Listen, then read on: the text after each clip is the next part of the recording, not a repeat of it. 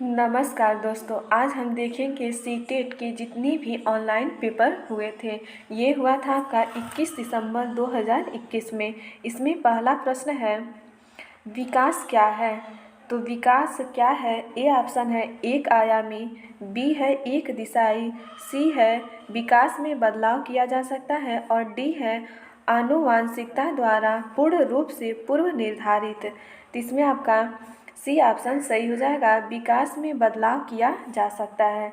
आगे है इसमें, विकास में बदलाव किया जा सकता है। विकास एक सार्वभौमिक प्रक्रिया है जो जन्म से लेकर जीवन प्रयत्न निरंतर चलती रहती है। विकास में शारीरिक, मानसिक, सामाजिक और संवेगात्मक परिवर्तन सम्मिलित रहते हैं जो गर्भकाल से लेकर मृत्यु प्रयत्न तक निरंतर व्यक्ति में प्रकट होते हैं।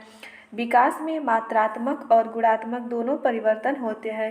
विकास की अवधि में होने वाले परिवर्तनों के कारण ही बालक विभिन्न प्रकार की समस्याओं का समाधान करने के योग्य हो पाता है। आगे है इसमें, इनमें से कौन सा पूर्णतः आनुवांशिकी द्वारा पूर्व निर्धारित होता है? ए ऑप्शन है मित्रों का चयन, बी है आँखों का रंग, सी है शैक्षणिक सफलता और डी है शिक्षा में रुचि। तो आनुवांशिकी द्वारा होता है आँखों का रंग, बी ऑप्शन सही हो जाएगा। आगे इसमें आँखों का रंग पूर्णतः आनुवांशिकी द्वारा पूर्व निर्धारित होता है। इनमें परिवर्तन संभव नहीं होता है। किसी व्यक्ति द्वारा आनुवांशिकी गुण माता पिता तथा अन्य पूर्वजों से प्राप्त किया जा सकता है। आनुवांशिकता का अर्थ सीधी तौर पर शिशु के जन्म और माता पिता से संबंधित होता है। आनुवांशिकी के कारण लिंगी भेद, बालकों में शारीरिक विभिन्नता तथा बालकों की अनेक प्रकार की विभिन्नताएं होती हैं। अतः आनुवांशिकी व्यक्ति की जन्मजात गुण है जिसे परिवर्तन नहीं किया जा सकता। अगला प्रश्न है, सीखने की वह प्रक्रिया क्या कहलाती है जिसमें बच्चे स्कूल जैसी सामाजिक संस्थाओं में प्रवेश करके सीखते हैं? कहाँ पे? स्कूल जैसे सामाजिक संस्थाओं। तो इसमें ए ऑप्शन है परिपक्वता, बी है निष्क्रिय समाजीकरण और सी है प्राथमिक समाजीकरण और डी ऑप्शन है द्वितीय समाजीकरण। तो ये हो जाएगा आपका डी ऑप्शन सही हो जाएगा, समाजीकरण, द्वितीय समाजीकरण। आगे है इसमें, सीखने की वह प्रक्रिया द्वितीयक समाजीकरण कहलाती है जिसमें बच्चे स्कूल जैसे सामाजिक संस्थाओं में प्रवेश करके सीखते हैं। समाजीकरण की प्रक्रिया जीवन प्रयत्न चलती रहती है जिसके द्वारा बच्चों में उनके माता पिता, शिक्षकों और अन्य लोगों द्वारा सामाजिक और सांस्कृतिक बदलाव किया जाता है। समाजीकरण के अभिकरण को दो भागों में विभाजित किया जा सकता है। पहला है प्राथमिक अभिकरण, इसमें आता है परिवार, पड़ोस, क्रीड़ा समूह, विवाह आदि। द्वितीयक अभिकरण में हो जाएगा शैक्षणिक संस्थाएं, आर्थिक संस्थाएं, राजनीतिक, धार्मिक संस्थाएं, सांस्कृतिक संस्थाएं आदि।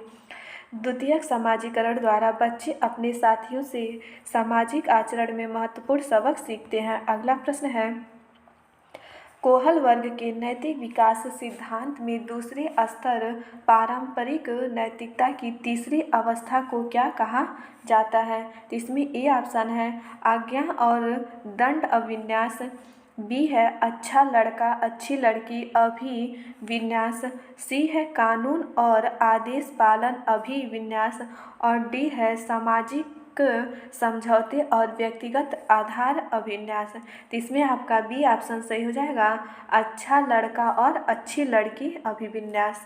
आगे है इसमें, कोहल वर्ग के नैतिक विकास में दूसरे स्तर पारंपरिक नैतिकता की तीसरी अवस्था को अच्छा लड़का अच्छी लड़की अभिविन्यास कहा जाता है।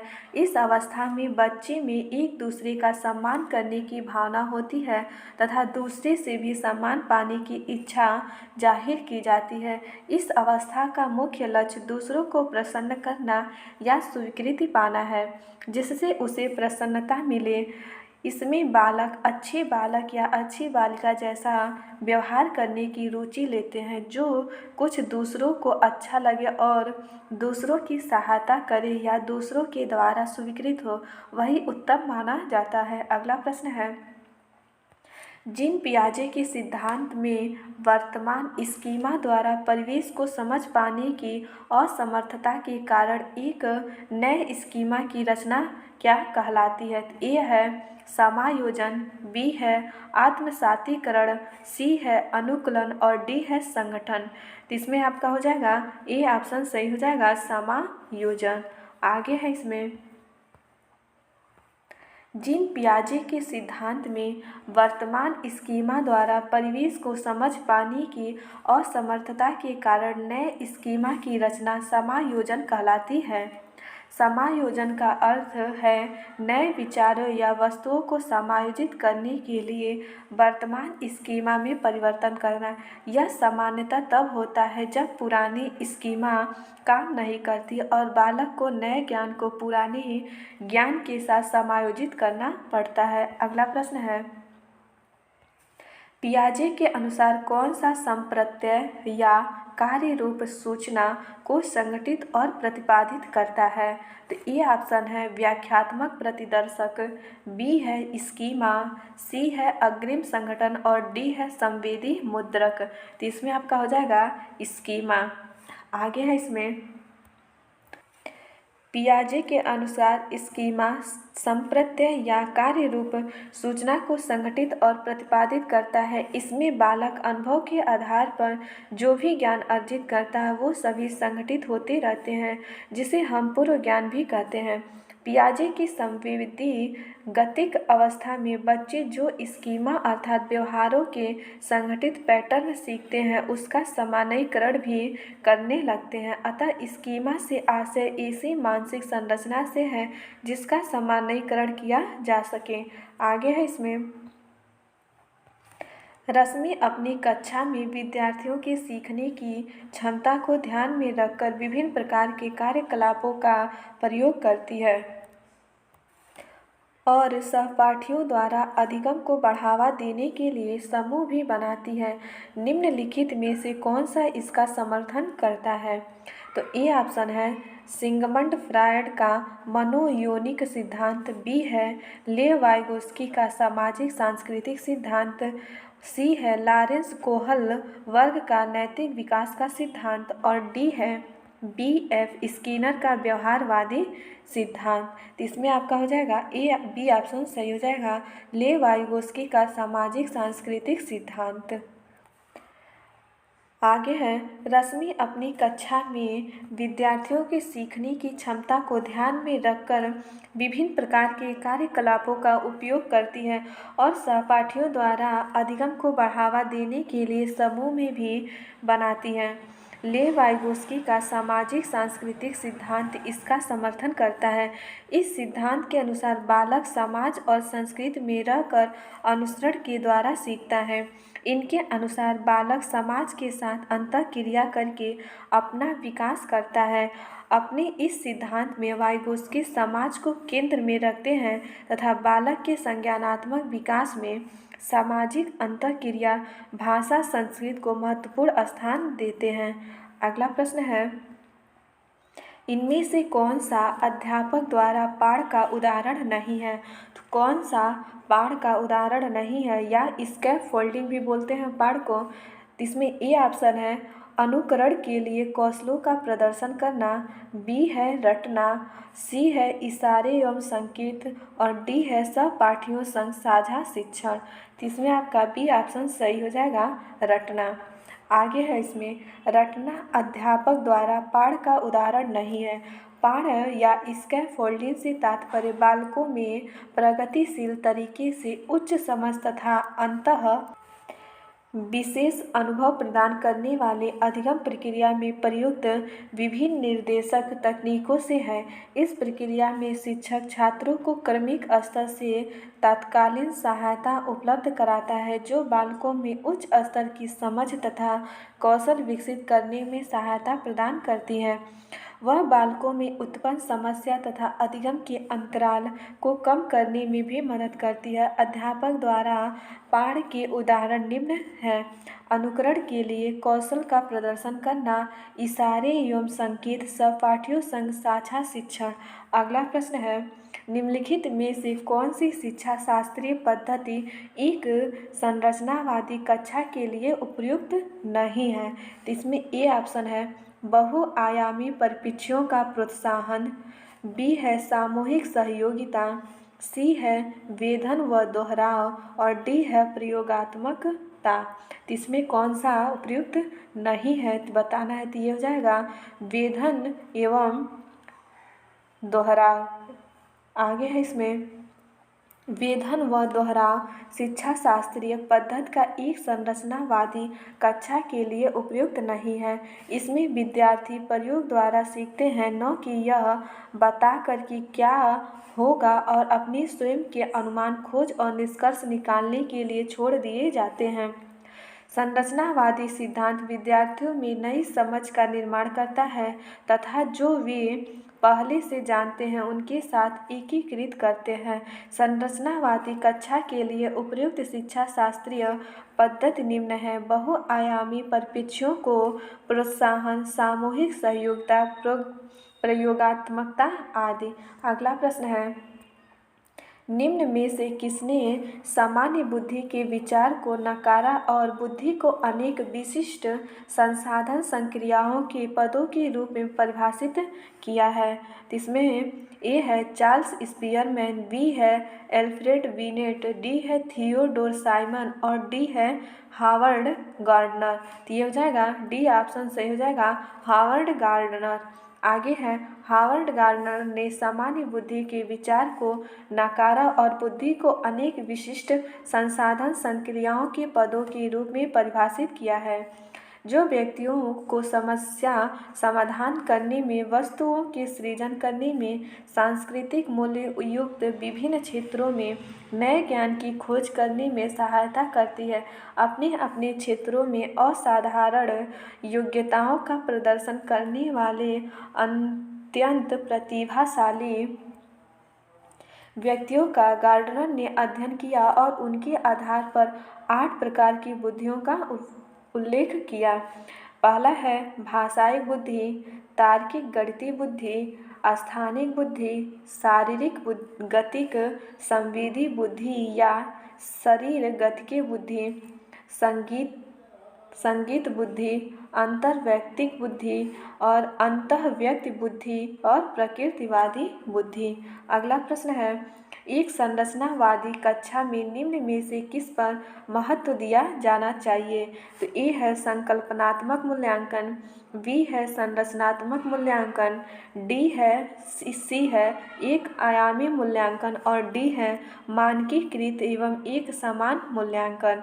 तो इसमें हो जाएगा संरचनात्मक मूल्यांकन। आगे है, एक संरचनावादी कक्षा में संरचनात्मक मूल्यांकन पर महत्व दिया जाना चाहिए क्योंकि इसमें कक्षा शिक्षण अधिगम प्रक्रिया में बच्चों को सिखाने के पर्याप्त अवसर दिए जाते हैं जिससे बच्चे अपने ज्ञान का निर्माण कर सकें।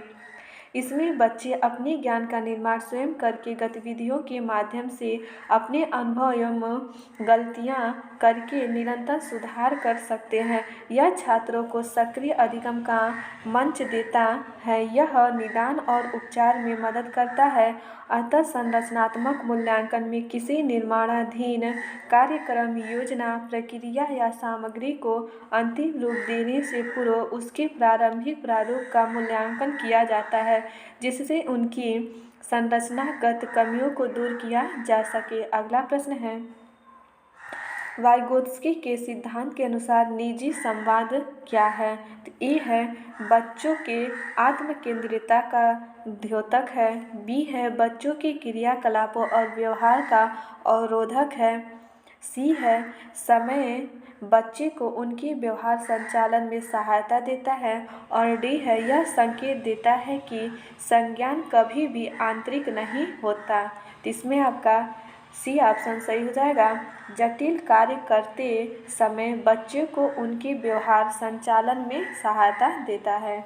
आगे है, वाइगोस्की के सिद्धांत के अनुसार निजी संवाद जटिल कार्य करते समय बच्चों को उनकी व्यवहार संरचना में सहायता देता है। निजी संवाद तब होता है जब बच्चे खुद से बात करते हैं। बच्चे कार्य के माध्यम से खुद को निर्देशित करने के तरीके के रूप में स्वयं से वार्ता करते हैं। वाइगोस्की के सामाजिक सांस्कृतिक विकास सिद्धांत के अनुसार बच्चे जो पहले सीखते हैं वे दूसरों के साथ बातचीत से संबंधित होता है और वे फिर उस जानकारी को लेते हैं और इसका उपयोग अपने भीतर करते हैं। अतः वाइगोस्की मौखिक संवादों को संदर्भित करते हैं जो बच्चों ने निजी संवाद के रूप में खुद के साथ किया है। अगला प्रश्न है, लड़कियों को गुलाबी कपड़ों और गुड़ियों से जोड़ा जाता है और लड़कों को नीले कपड़ों एवं कारों से जोड़ा जाता है। यह किस को दर्शाता है? तो ऑप्शन है इसमें जेंडर निरंतरता को, बी है जेंडर सशक्तिकरण को, सी है जेंडर विविधता को और डी है जेंडर रूढ़िवादिता। इसमें आपका डी ऑप्शन सही हो जाएगा, जेंडर रूढ़िवादिता। लड़कियों को गुलाबी कपड़ों और गुड़ियों से जोड़ा जाता है और लड़कों को नीले कपड़ों एवं कारों से जोड़ा जाता है। जेंडर रूढ़िवादिता को दर्शाता है। ये धारणाएं एक समूह को दूसरे समूह से पृथक करती हैं। जेंडर रूढ़िवादिता से तात्पर्य लड़के और लड़कियों के लिए आम विश्वास और आम धारणा से है, अर्थात यह किसी व्यक्ति विशेष के लिए उनके सामाजिक लिंग के आधार पर सामान्य और उपयुक्त माना जाता है। लड़कियों के लिए आम साधारण उनके कपड़ों, बाल सजाने के तरीके, गहनों आदि से समझा जाता है, जबकि लड़कों को इनके विपरीत उनकी सक्रियता और व्यवहार संबंधित बातों से समझा जाता है, जैसे मारपीट करना, कठिन खेल आदि। अगला प्रश्न है, कथन ए और आर दिया है। तो कथन ए है, शिक्षा असफल हो जाती है जब बच्चे से यह अपेक्षा की जाती है कि वे प्राप्त ज्ञान को ज्यों का त्यों पुनः उत्पादित करें। और कथन आर है, जानकारी का पुनः उत्पादन बच्चों के सीखने का अर्थपूर्ण द्योतक है। ऑप्शन है इसमें ए और आर दोनों सही हैं और आर सही व्याख्या करता है ए की। बी ऑप्शन है, दोनों सही है लेकिन आर सही व्याख्या नहीं करता ए की। सी है, सही है लेकिन ए सही है लेकिन आर गलत है। और डी है, ए और आर दोनों गलत हैं। तो इसमें आपका सी ऑप्शन सही हो जाएगा। ए और आर दोनों सही हैं लेकिन आर सही व्याख्या नहीं करता ए की। सॉरी, इसमें सी ऑप्शन सही होगा। सही ए सही है लेकिन बी क्या है, गलत है। इसमें देख लेते हैं व्याख्या इसकी। शिक्षा असफल हो जाती है जब बच्चों से यह अपेक्षा की जाती है कि वे प्राप्त ज्ञान को ज्यों का त्यों पुनः उत्पादित करें, क्योंकि शिक्षा रटने पर बल नहीं देती बल्कि शिक्षा द्वारा बालक स्वयं सक्रिय होकर सीखता है और अपने अनुभव से ज्ञान का निर्माण करता है। जानकारी का पुनः उत्पादन बच्चों के सीखने का अर्थपूर्ण द्योतक नहीं बल्कि अर्थपूर्ण अधिगम में सीखी गई विषय सामग्री के साथ समझकर पूर्व ज्ञान से जोड़ते हुए उसे सिखाता है। अगला प्रश्न है, एक संरचनावादी कक्षा में अध्यापक और छात्रों की क्या भूमिका होती है?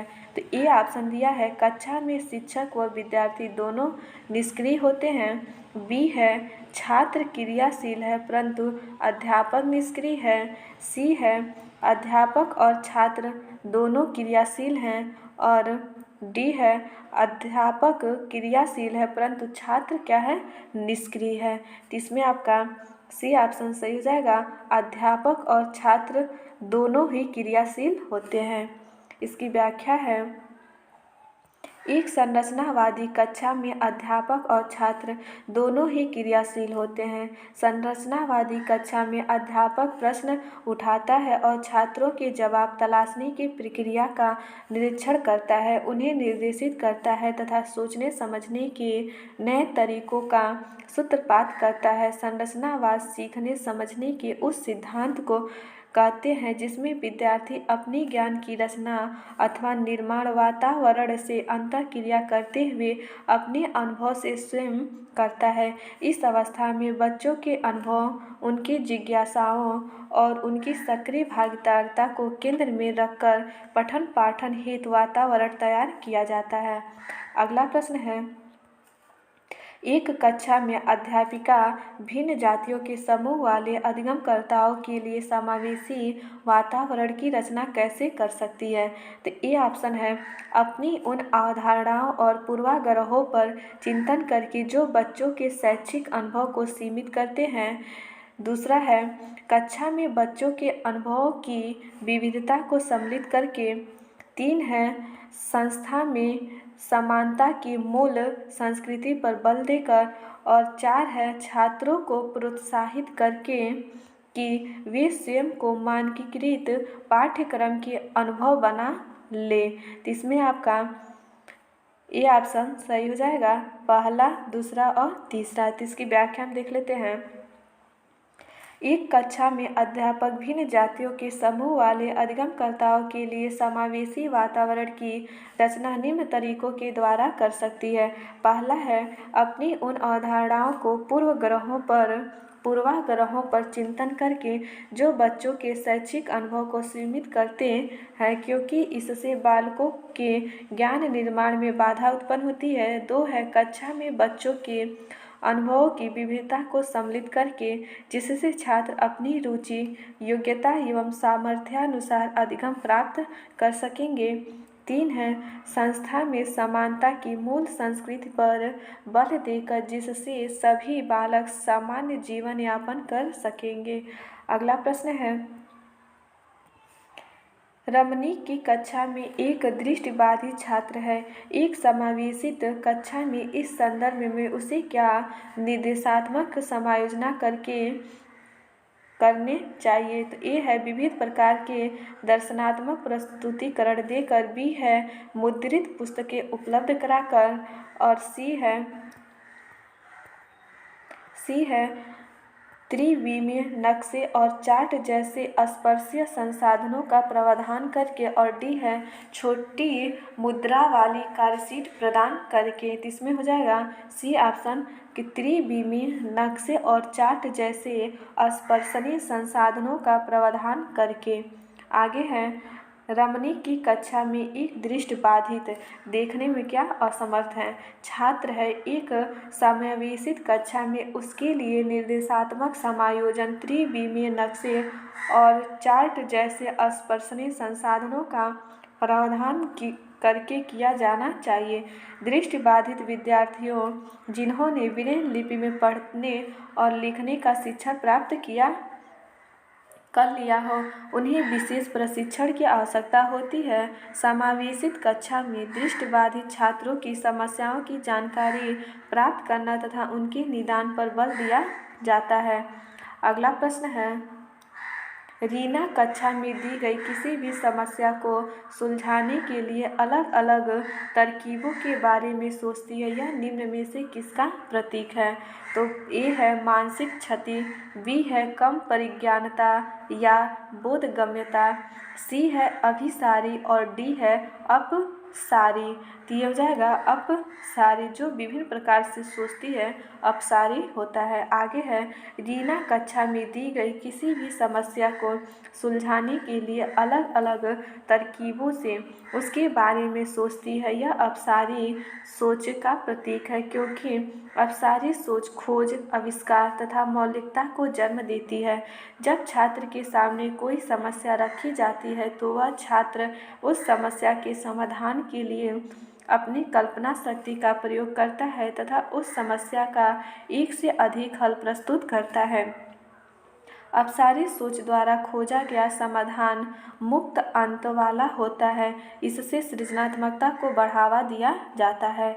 अगला प्रश्न है, राजू 61 के स्थान पर 16 लिखता है और बी और डी अक्षरों में अक्सर भ्रमित होता है, यह किसके प्राथमिक लक्षण है? तो पहला है ए दिया है पठन वैकल्य, डी है स्वलीनता क्रम विकार, डी है शैक्षणिक असहायता और डी है लेखन वैकल्य या डिसलेक्सिया। ये है क्या? पठन डिसलेक्सिया भी बोल सकते हैं और लेखन को डिसग्राफिया। आगे है इसमें तो ये हो जाएगा जो भ्रमित हो जाता है तो क्या हो जाएगा? पठन वैफल्य डिसलेक्सिया। आगे है इसमें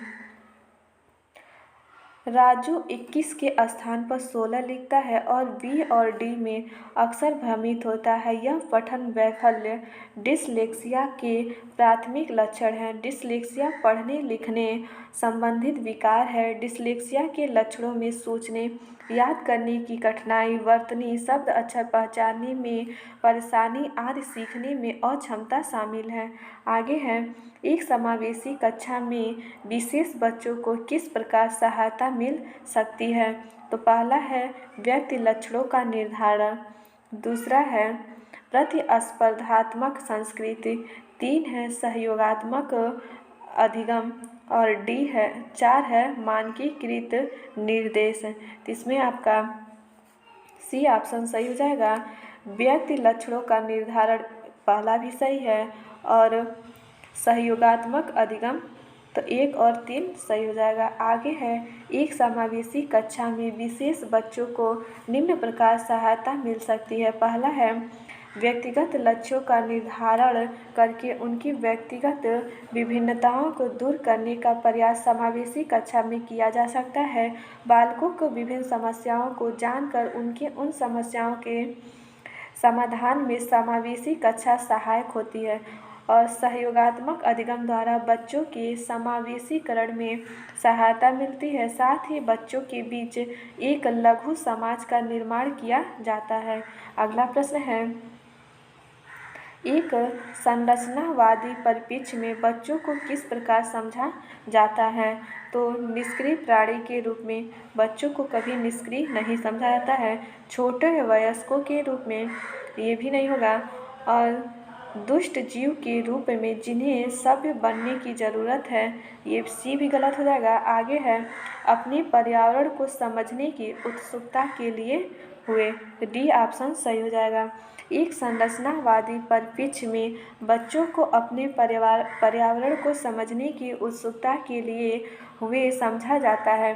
संरचनावादी परिप्रेक्ष्य में बच्चे अपने ज्ञान का निर्माण करते हैं तथा बच्चा अपना सर्वश्रेष्ठ विकास कर सकता है। बच्चे एक सक्रिय प्राणी के रूप में क्रियाशील होते हैं। इस व्यवस्था में बच्चों के अनुभवों, उनकी जिज्ञासाओं और उनकी सक्रिय सहभागिता को केंद्र में रखकर अधिगम के लिए वातावरण तैयार किया जाता है। अगला प्रश्न है बच्चों की असफलता के संदर्भ में निम्न में से कौन सा कथन सही है? तो ए ऑप्शन है बच्चों की असफलता का गुणारोपण हमेशा उनके आनुवंशिकी दोषों को किया जा सकता है। बी है बच्चों की असफलता का कारण व्यवस्था द्वारा बच्चों की व्यक्तिगत ज़रूरतों को अनदेखा करना। सी है वे बालक जो कभी स्कूल नहीं गए अपने बच्चों की शिक्षा में रुचि नहीं रखते। डी है हाशिए पर रखने वाले समुदाय के बच्चों अकादमिक सफलता प्राप्त करने में सक्षम नहीं है। इसमें आपका बी ऑप्शन सही हो जाएगा। बच्चों की असफलता का कारण व्यवस्था द्वारा बच्चों की व्यक्तिगत ज़रूरतों को अनदेखा करना। आगे है इसमें बच्चों की असफलता के संदर्भ में सही कथन है बच्चों की असफलता का कारण व्यवस्था द्वारा बच्चों के व्यक्तिगत ज़रूरतों को अनदेखा करना। बच्चे अपनी योग्यता, रुचि एवं आवश्यकताओं में विभिन्नता रखते हैं। जिसके कारण उनकी व्यक्तिगत ज़रूरतें भी अलग अलग होती हैं। बालक अपनी क्षमताओं से अपने व्यक्तित्व का विकास व निर्माण करता है। बालकों की व्यक्तिगत भिन्नता का ज्ञान आवश्यक होता है, जिसे अनदेखा करना छात्रों की असफलता का कारण बन सकता है। अगला प्रश्न है, एक शिक्षिका अपनी प्राथमिक कक्षा में अर्थपूर्ण अधिगम को कैसे बढ़ावा दे सकती हैं?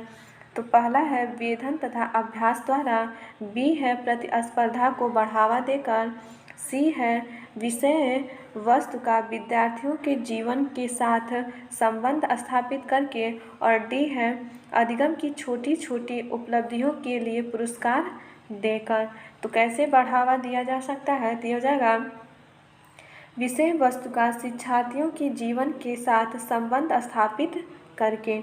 एक शिक्षिका अपनी प्राथमिक कक्षा में अर्थपूर्ण अधिगम में बढ़ावा विषय वस्तु का विद्यार्थियों के जीवन के साथ संबंध स्थापित करके दे सकती हैं। अर्थपूर्ण अधिगम में सीखी गई विषय सामग्री के साथ समझकर पूर्व ज्ञान से जोड़ते हुए उसे सीखा जाता है। अर्थपूर्ण अधिगम को प्रोत्साहित करने के लिए शिक्षिका को विद्यार्थियों की सहायता करनी चाहिए कि वे अपने मनोभाव और अभिप्रेरणा को सुव्यवस्थित कर पाएँ। कक्षा में विविधता को ध्यान में रखकर शिक्षण की मानक विधि को अपनाना चाहिए। अगला प्रश्न है, अनुपमा अपनी कक्षा में विज्ञान पढ़ाते हुए गणित के संप्रतियों के साथ संबंध बताती है। इस प्रकार का शिक्षा शास्त्र है। तो अधिगम के स्थानांतरण और अंतः विषयात्मक अधिगम को बढ़ावा देगा। बी है ज्ञान के अर्जन में रुकावट उत्पन्न करेगा।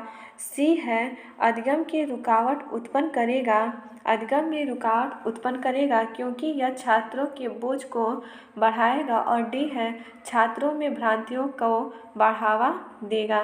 तो इसमें आपका ए ऑप्शन सही हो जाएगा, अधिगम के स्थानांतरण और अंतः विषयात्मक अधिगम को बढ़ावा देगा। आगे है इसमें, अनुपमा अपनी कक्षा में विज्ञान पढ़ाते हुए गणित के संप्रतियों के साथ संबंध बनाती है। इस प्रकार का शिक्षा शास्त्र अधिगम के स्थानांतरण और अंतः विषयात्मक अधिगम को बढ़ावा देगा। इसके द्वारा बालक पढ़ाए जाने वाले विभिन्न विषयों के ज्ञान का उपयोग अपने भावी जीवन की समस्याओं के समाधान करने में कर सकते हैं। अधिगम के स्थानांतरण से तात्पर्य सीखे गए ज्ञान का अन्य परिस्थितियों में प्रयोग करना है। इसलिए कक्षा शिक्षण के दौरान सीखी गई बातों को अन्य परिस्थितियों में उपयुक्त करने के लिए छात्रों को प्रोत्साहित करना जरूरी है। अगला है, ये 7 जानकारियाँ किस स्मृति में संघटित होती हैं? पहला है बाइक की सवारी करने की प्रक्रिया, दूसरा है धुले कपड़ों को तह करने की प्रक्रिया, और 3 है 7 वर्ष की उम्र में एक पेड़ पर चढ़ने का अनुभव। इसमें बताना है, इसमें ए ऑप्शन दिया हुआ है। ये पूरा इतना यहाँ तक प्रश्न था। ए ऑप्शन है अल्प अवधि स्मृति, दीर्घ अवधि स्मृति, सी है संवेदी, और डी है कार्यकारी। तो क्या हो जाएगा, ये सब दीर्घ अवधि स्मृति है। आगे है इसमें, बाइक की सवारी करने की प्रक्रिया, धुले कपड़ों को तह करने की प्रक्रिया, 7 वर्ष की उम्र में एक पेड़ पर चढ़ने का अनुभव से जानकारियाँ दीर्घ अवधि स्मृति में शारीरिक कौशल और क्षमताएं, प्रक्रिया और शब्दार्थ सामग्री जैसी जानकारी संग्रहित की जाती है। सीखी गई जानकारी को बनाए रखने के लिए दीर्घ अवधि स्मृति महत्वपूर्ण है, जिससे विचारों और अवधारणाओं की वास्तविकता, समझ और अर्थ की अनुमति मिलती है। अगला प्रश्न है, निम्नलिखित कथनों में से कौन सा कथन बच्चों की त्रुटियों को समझने के लिए सही नहीं है? कौन सा सही नहीं है, ध्यान दीजिएगा यहाँ पे। पहला प्रश्न ए ऑप्शन है, यह कक्षा में छात्रों के ग्रेड और पदों को निर्धारित करने में मदद करता है। बी है, शिक्षक को छात्रों की अवधारणा समझ से अवगत कराता है। सी है, शिक्षक अधिगम प्रक्रिया की त्रुटि की समझ सार्थक है क्योंकि यह अधिगम प्रक्रिया का सहज हिस्सा है। और डी है बच्चों की सोच में अंतर्दृष्टि प्रदान करता है। इसमें आपका ए ऑप्शन सही हो जाएगा। यह कक्षा में छात्रों के ग्रेड और पदों को निर्धारित करने में मदद करता है। आगे है बच्चों की त्रुटियों को समझने के लिए यह कथन कि कक्षा में छात्रों के ग्रेड और पदों को निर्धारित करने में मदद करता है, यह सही नहीं है, बल्कि यह शिक्षक को छात्रों की अवधारणात्मक समझ की अवगत कराता है। शिक्षण अधिगम प्रक्रिया में त्रुटि की समझ सार्थक है क्योंकि यह अधिगम प्रक्रिया का सहज हिस्सा है जिससे छात्रों के मानसिक स्तर का पता चलता है। यह बच्चों की सोच की अंतर्दृष्टि प्रदान करता है जिससे वे अपनी समस्या का समाधान अपनी अंतर्दृष्टि या सूझ से खोजते हैं। अगला प्रश्न है किस प्रकार की प्रेरणा उन गतिविधियों से जुड़ी है जो अपने आप में आनंददायक व संतोषजनक है।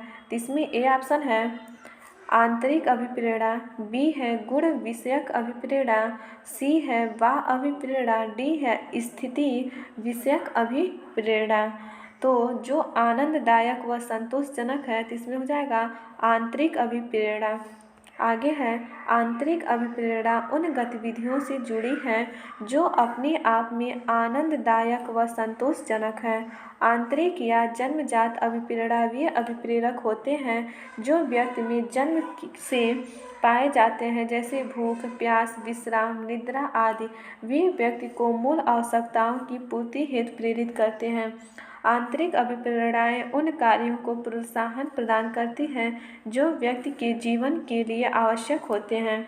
इसके विपरीत जो व्यक्ति के समाज में रहने तथा सामाजिक सांस्कृतिक वातावरण के प्रभाव के कारण निर्मित होते हैं उसे वाह या अर्जित अभिप्रेरणा कहते हैं। अतः अभिप्रेरणा एक संक्रिया है जो व्यक्ति को क्रिया के प्रति उत्तेजित करती है तथा सक्रिय करती है। अगला प्रश्न है शिक्षिका की अपनी विद्यार्थियों से अपेक्षाएं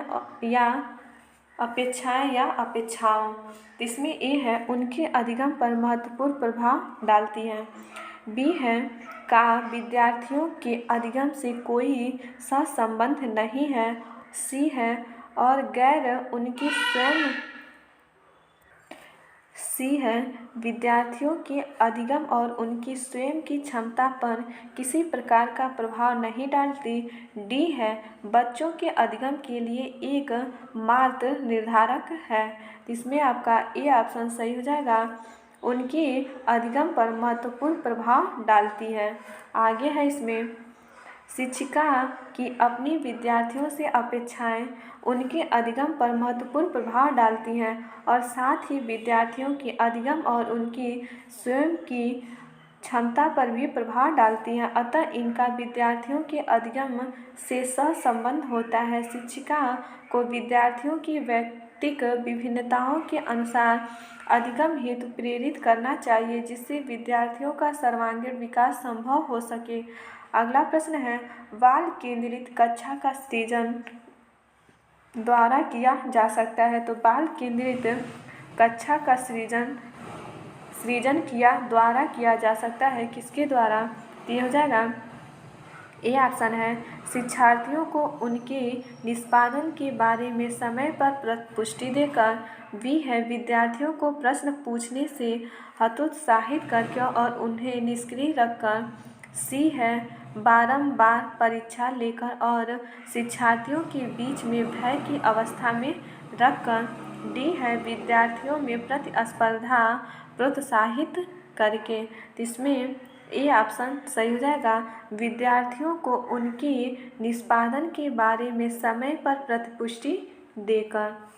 आगे है इसमें बाल केंद्रित कक्षा का सृजन विद्यार्थियों को उनके निष्पादन के बारे में समय पर प्रतिपुष्टि देकर किया जाता है तथा विद्यार्थियों को प्रश्न पूछने से प्रोत्साहित करके उन्हें सक्रिय रखकर भी किया जा सकता है।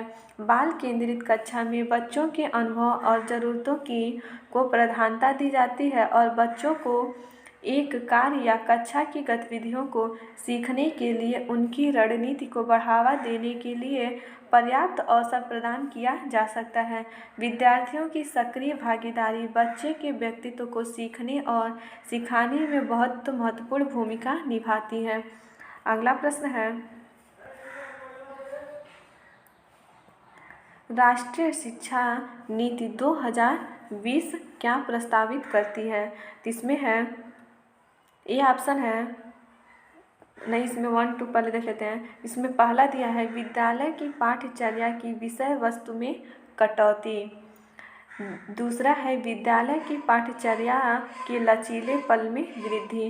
3 है रटंत अधिगम को महत्व देना। रटंत अधिगम को महत्व देना ये तो आपका नहीं होगा, रटने पे जोर नहीं देता है राष्ट्रीय शिक्षा नीति 2020। और चौथा है विवेचनात्मक चिंतन को महत्व देना। विवेचनात्मक चिंतन को महत्व देना, इसमें आपका 1 2 और 4 सही हो जाएगा। 1 2 4 सी ऑप्शन सही हो जाएगा। इसमें है राष्ट्रीय शिक्षा नीति 2020 प्रस्तावित करती है कि पहला है विद्यालय की पाठ्यचर्या की विषय वस्तु में कटौती, क्योंकि बच्चों को वही पाठ्य पुस्तक पढ़ाया जाए जो उनके लिए आवश्यक हो। दूसरा है विद्यालय की पाठ्यचर्या के लचीलेपन में वृद्धि पर बल दिया, जिससे विद्यार्थियों के उनकी योग्यता अनुसार सीखने का अवसर मिल सके।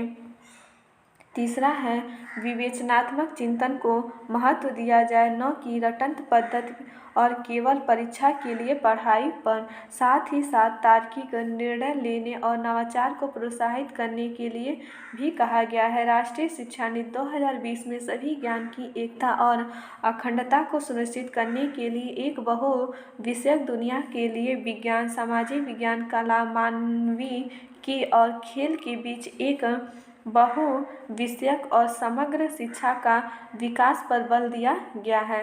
ये आपके कुल 30 प्रश्न हो गए हैं। यदि ये वीडियो आप लोगों को अच्छी लगती हो तो प्लीज़ लाइक एंड सब्सक्राइब ज़रूर कीजिएगा। धन्यवाद दोस्तों।